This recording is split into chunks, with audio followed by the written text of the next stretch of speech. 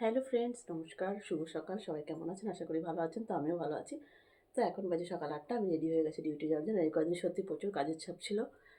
সেইজন্য ভিডিও দিতে পারিনি। তো কি বলব, তোমাদের সাথে একটু ভিডিও না শেয়ার করলে আমার একদমই ভালো লাগে না। তো সেজন্য আজকে আবার চলে এলাম।